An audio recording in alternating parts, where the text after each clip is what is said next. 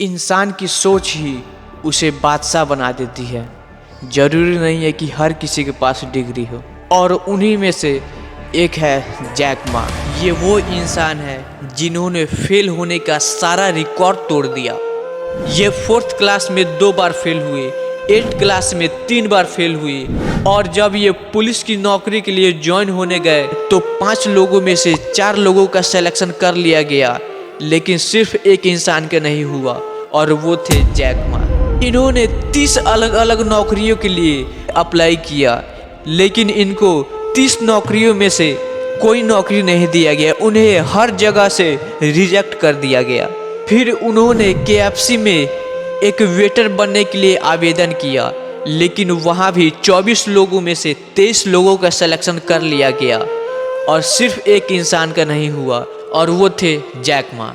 फिर उन्होंने अपने दोस्त के साथ एक 4 स्टार होटल में जॉब के लिए अप्लाई किया, और जॉब के लिए इंटरव्यू देने गए। 2 घंटे होटल के बाहर खड़े रहने के बाद जब सिलेक्शन की बारी आई तो वहाँ भी जैक मा को रिजेक्ट कर दिया गया, और उनके दोस्त का सिलेक्शन कर लिया गया, जिसके मार्क्स जैक मा से भी कम थे।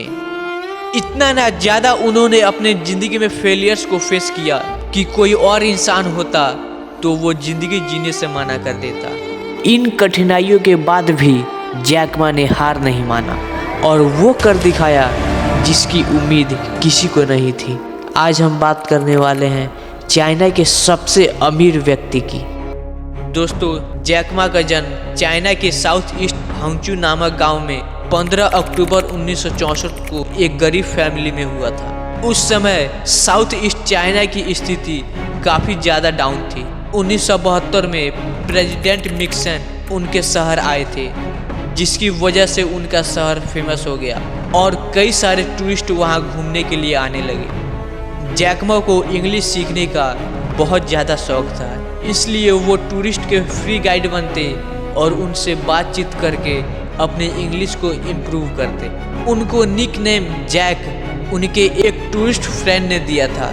बहुत सारे फेलियर्स के बाद 1988 में जैक मा अपने शहर के सबसे कम फेमस यूनिवर्सिटी से पास हुए, और 30 से ज़्यादा जॉब से रिजेक्ट हुए, और फाइनली लोकल यूनिवर्सिटी में उन्हें एक इंग्लिश टीचर के रूप में महीने के सिर्फ $12 पर रख लिया गया।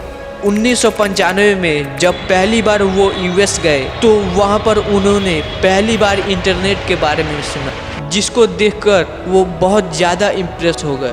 वहाँ पर उनके दोस्त ने कंप्यूटर पर कुछ सर्च करने को कहा, लेकिन जैक मा कंप्यूटर को छूने से भी डर रहे थे। बहुत जोर देने के बाद कंप्यूटर पर बियर शब्द जैक मा ने सर्च किया। उन्होंने देखा बियर शब्द से रिलेटेड हर देश की डाटा वहाँ अवेलेबल था, लेकिन चाइना का कोई डेटा वहाँ नहीं था। जैक मा इंटरनेट से बहुत ज़्यादा इम्प्रेस हो गए थे।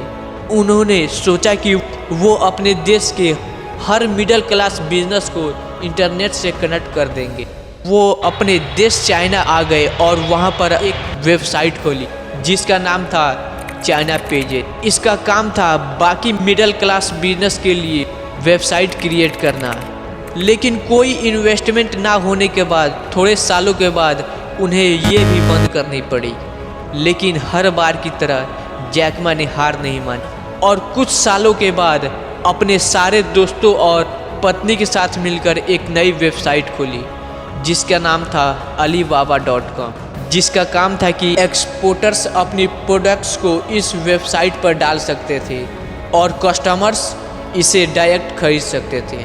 मिडल मैन का कॉन्सेप्ट इसमें रिमूव कर दिया गया।